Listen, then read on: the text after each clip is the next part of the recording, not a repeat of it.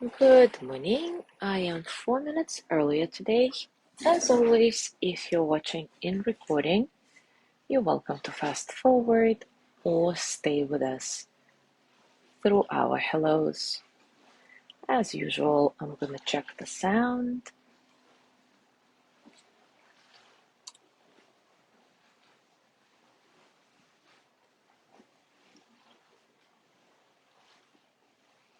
Earlier today. All right, the sound seems good. Now tagging, it's like a daily challenge. Will the sound be okay? Will the tagging work? Will the internet stay put throughout the whole thing?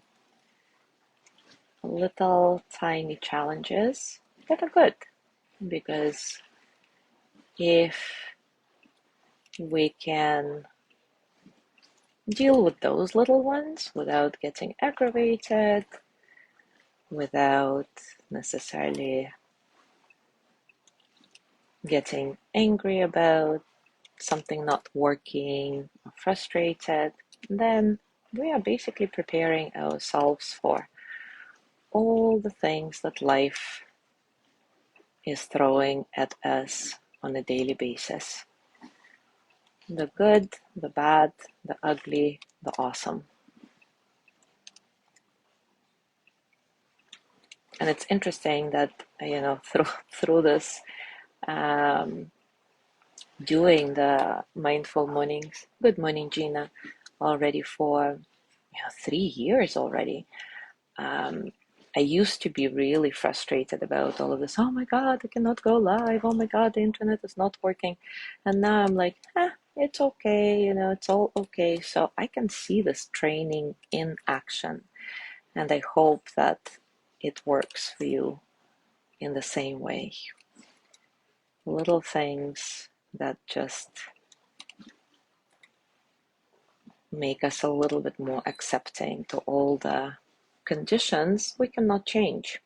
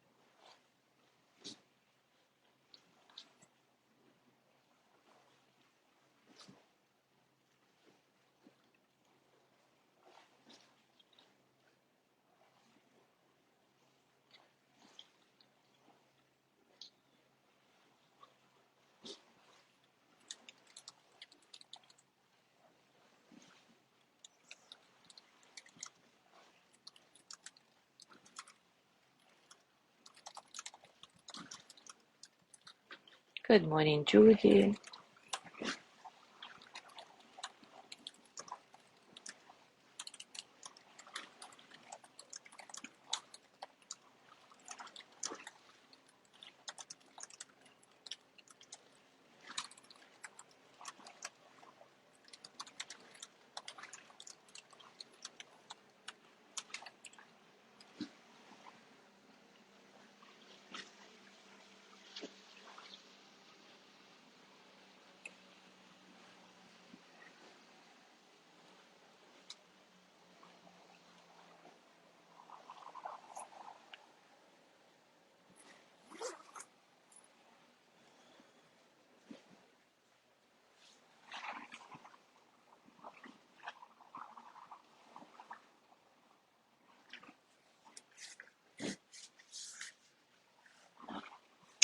All right, it is time for us to start. Sharon Salzberg shares that at one of her lectures on loving kindness, a student told her, I hate loving kindness because it seems so phony. It reminds me of a forced Valentine's Day when we're actually angry or fearful, but cover over our true emotions with false sentiment. But it is very important to understand and not only with our brain, but with our heart, that loving kindness is not about feeling sorry for someone, and it's not about denying our own emotions. Quite the opposite. Many people also regard universal kindness and love as signs of weakness. They think, if I love indiscriminately, I will lose my ardency, my power. Other people will take advantage of me, and I'll be seen as a pushover, or worse, I will become a pushover. And really, why should we send wishes for happiness to those who oppose us, disagree with us, stand in our way? And yet, from the experience of people who practice loving kindness, it turns out that nobody becomes a pushover. In fact, they develop more clear boundaries. Concepts like loving kindness should never be used as weapons against our real feelings. And this practice actually makes us stronger precisely because we start recognizing and respecting our real feelings that come up during the practice, instead of sweeping them under the carpet or not even knowing that we have them. And then we can begin to live more in tune with our deepest values. Loving all others asks us to open our hearts and embrace our shared humanity with people we don't know well or at all, and with people we don't like. However, that does not require getting personally involved with everyone, nor does it require us to agree with anybody's actions or views or to confess our love to strangers in the street. And it certainly never requires that we sacrifice our principles or cease standing up for what we believe. Of course, sometimes the actions committed against individuals or a group of people are so agonizing that the idea of including the perpetrators in those who wish to be free of suffering seems not only impossible, but like an outrageous mockery of justice. Yet we can find people who show us that anger and compassion are not mutually exclusive. In these cases, a determination not to be defined by the actions of others does not sacrifice a fundamental loyalty to justice. It actually bolsters it. A powerful example of this in action on a historic scale is South Africa's Truth and Reconciliation Commission. This commission was established in 1999 under Nelson Mandela's government to investigate the violations that took place during apartheid, as well as to provide support and reparation to victims and their families. The chair of this commission was Archbishop Tutu. At the core of commission's work was radical honesty.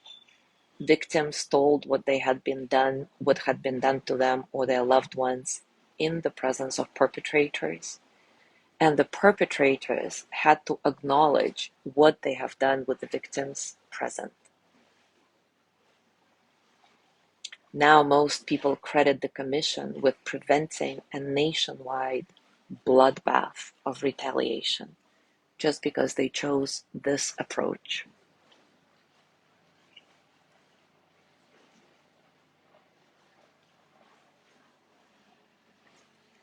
On his website, The Forgiveness Project, Tutu explains how this kind of letting go or forgiveness benefits those who have suffered.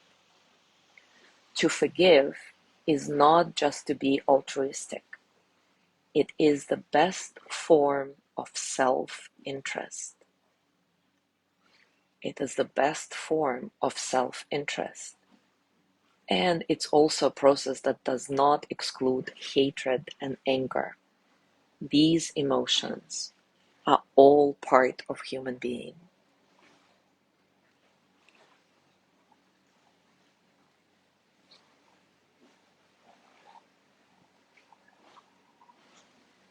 Tutu further clarifies that forgiveness can bring about self-improvement.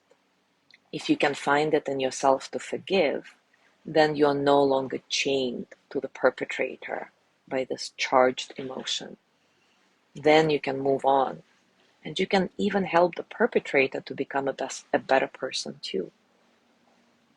The effect of allowing ourselves to connect with the enemy, the other, is a radical act of love, and one that is as much about peace as it is about self-love.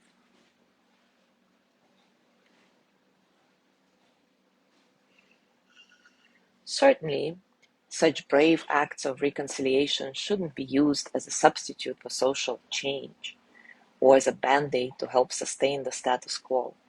But these stories show the hard work of justice when it goes beyond the mentality of revenge and punishment. And also it shows the role of the hard work of love, feeding it all the while. It is our own work. So today, let's do a loving kindness practice towards somebody you find difficult in any way and see how that goes. Remember, this practice is not about forcing any particular feelings to emerge. Loving kindness is not phony, nor does it require us to shift our principles in any way, or even to forgive and forget. Yes, forgiveness may happen as a result of the loving kindness practice, but it's definitely not a prerequisite to it. So let's see if you can stretch your mind and your heart a little through this practice. What if instead of going over and over your old grievance with this person, you pay attention to them in a different way, wishing they could be free of some of the suffering that binds them, wishing they themselves could be filled with the spirit of loving kindness and compassion. As always, take a comfortable position and take a few moments to settle. Settle into your body, your mind, your heart. Settle into this moment, right here, right now.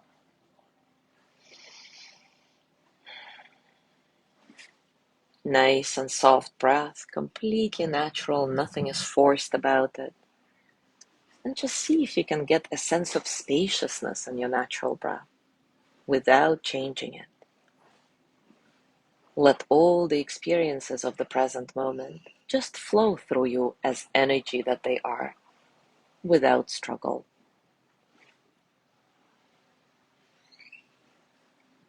As always, we'll start by sending loving kindness to ourselves. May I be filled with loving kindness. May I be well in body and mind. May I feel safe, protected, at ease. May I know deep, natural peace. Remember, offering loving kindness to others who have behaved badly doesn't mean that we condone their actions or that we're trying to pretend it doesn't matter to us. It may matter very much, but we can also have the courage and willingness to open, to remember the potential of change, to realize that we ourselves are freed by wishing them well. So now think of someone who is only mildly difficult for you, somebody you find a little bit annoying or irritating, or maybe somebody you are a bit afraid of. For the purposes of this practice, please do not choose anybody who has hurt you deeply. Of course, you can try this in due time, and that's the point of it, but we have to master this mild step first. So bring to mind this mildly difficult person and start reciting phrases of loving kindness for them. May they be filled with loving kindness. May they be well in body and mind. May they feel safe, protected, at ease. May they know deep, natural peace. Don't worry about feeling the loving kindness toward that person. In fact, it's totally okay if what comes up right now is resentment, annoyance, frustration, anger, even hatred. Simply recite the phrases, use them as your anchor, and notice what happens. Remind yourself that just your intention to do it matters a lot. May they be filled with loving kindness. May they be well in body and mind. May they feel safe, protected, at ease. May they know deep, natural peace.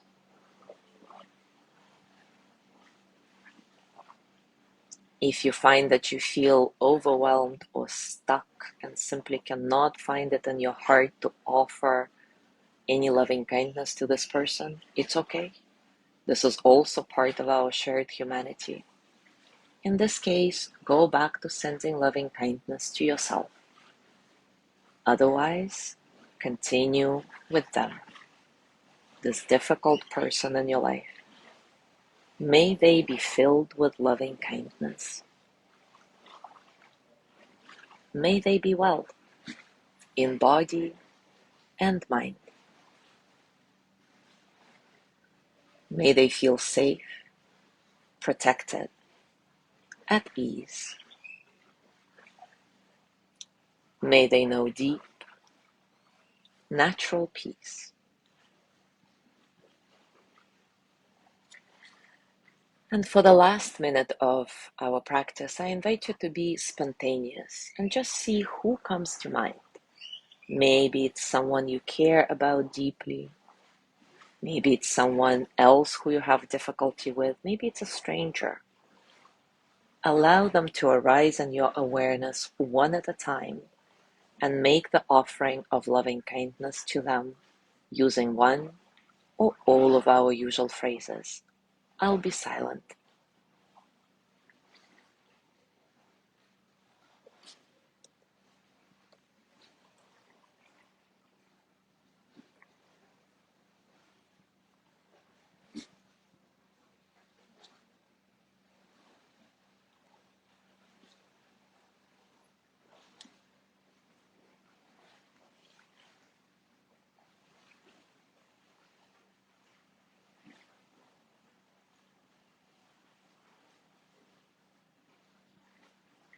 And now gently let go of your practice, and as always, scan your body, noticing what's going on for you right now, physically, emotionally, mentally.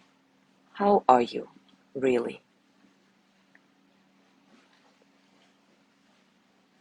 As you go through your day today, I invite you to just pay attention to how the practice we just did may be affecting your day.